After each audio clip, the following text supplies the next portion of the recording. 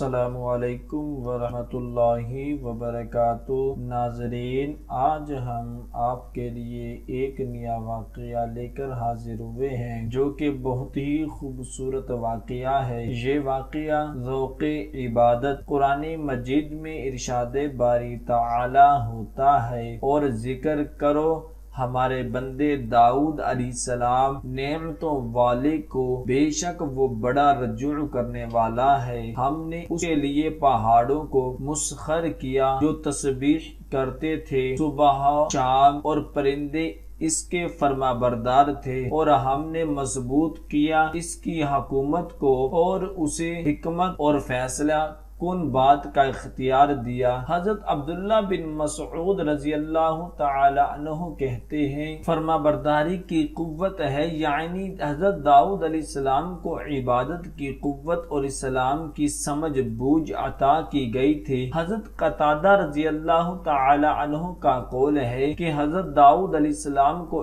عبادت کی طاقت دی گئی تھی۔ بیشتر علماء و مفسرین کرام کا قول ہے کہ حضرت داؤد علیہ السلام ساری رات عبادت کیا کرتے تھے، اور آپ علیہ السلام نے اپنی آدھی زندگی روزہ میں بسر کی، یعنی ایک دن روزہ رکھتے اور ایک دن افطار کرتے تھے۔ حضور نبی کریم صلی اللہ تعالی علیہ وسلم کا فرمان ہے کہ بہترین نماز جو اللہ عز و جل کی بارگاہ میں مقبول ہے وہ حضرت داؤد علیہ السلام کی نماز ہے، اور سب سے بہترین روزے بھی ہیں حضرت داؤد علیہ السلام کے ہی ہیں۔ آپ علیہ السلام نصف رات تک آرام فرماتے اور تہائی رات عبادت الہی میں بسر کرتے، پھر رات کے آخری حصہ میں آرام فرماتے تھے۔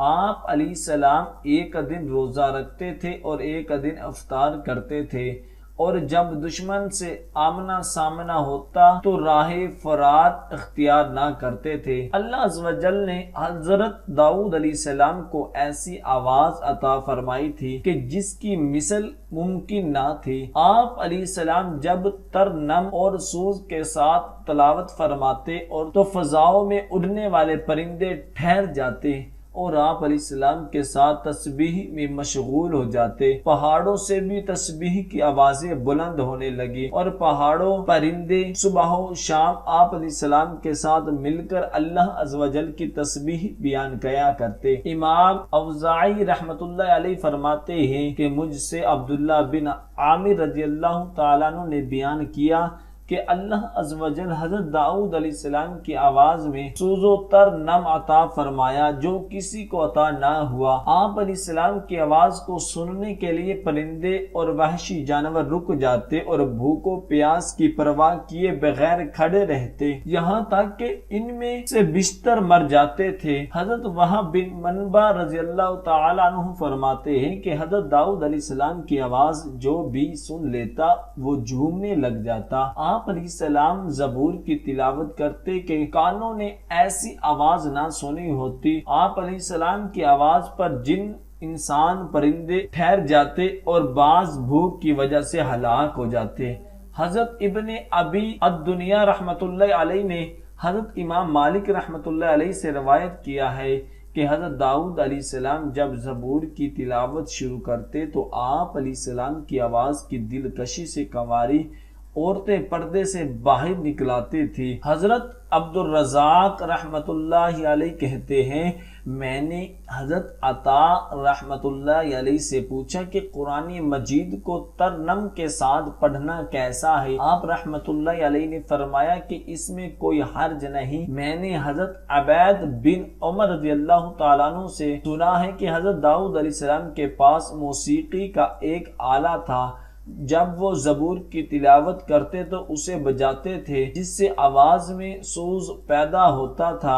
آپ علیہ السلام چاہتے تھے کہ خود بھی روئیں اور دوسروں کو بھی رلائیں۔ مثلا امام احمد میں حضرت امام رحمت اللہ علیہ نے ام المؤمنین حضرت عائشہ صدیقہ رضی اللہ تعالی عنہ سے روایت کیا ہے کہ حضور نبی کریم صلی اللہ تعالی علیہ وسلم نے حضرت ابو موسیٰ اشعری رضی اللہ تعالی عنہ کی آواز سنی جب وہ قرآن مجید کی تلاوت کر رہے تھے۔ آپ صلی اللہ تعالی علیہ وسلم نے فرمایا کہ ابو موسیٰ رضی اللہ تعالی عنہ کو آل داؤد علیہ السلام کے میر کا حصہ ملا ہے۔ یہ حدیث صحیح سند کی شرائط پر پوری اترتی ہے، مگر انہوں نے اسے اس طریقے سے روایت نہیں کیا۔ حضرت امام احمد رحمۃ اللہ علیہ نے مسند امام احمد میں حضرت ابو ہریرہ رضی اللہ تعالیٰ عنہ سے روایت کیا ہے کہ حضور نبی کریم صلی اللہ تعالی علیہ وسلم نے فرمایا کہ ابو موسیٰ رضی اللہ تعالی عنہ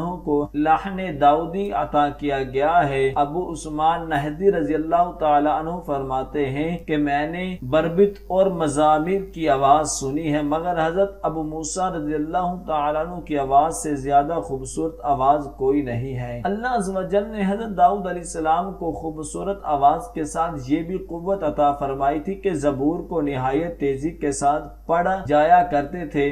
چنانچہ امام احمد رحمۃ اللہ علیہ نے حضرت ابو ہریرہ رضی اللہ تعالی عنہ سے روایت کیا ہے کہ حضور نبی کریم صلی اللہ تعالی علیہ وسلم نے فرمایا کہ حضرت داؤد علیہ السلام کے لیے زبور کی تلاوت نہایت آسان کر دی گئی تھی کہ آپ علیہ السلام اپنے جانور پر زین رکھنے کا حکم دیتے اور جب تک زین رکھی جاتی آپ علیہ السلام زبور کی قرت مکمل کر چکے ہوتے تھے۔ آپ علیہ السلام اپنے ہاتھ کی کمائی کے علاوہ کوئی چیز نہ کھاتے تھے۔ امام بخاری رحمۃ اللہ علیہ نے عبدالرزاق رحمۃ اللہ علیہ سے روایت کیا ہے کہ حضرت داؤد علیہ السلام پر زبور کو آسان کر دیا گیا تھا اور آپ علیہ السلام اپنے گھوڑے پر زین کسنے کا حکم دیتے اور جب تک گھوڑے پر زین کسی جاتی تھی آپ علیہ السلام زبور کی قرت ختم کر چکے ہوتے تھے اور آپ علیہ السلام اپنے ہاتھ کی کمائی کے علاوہ کچھ تناول نہ فرماتے تھے۔ حدیث پاک ہے، یہاں لفظ قرآن سے مراد زبور ہے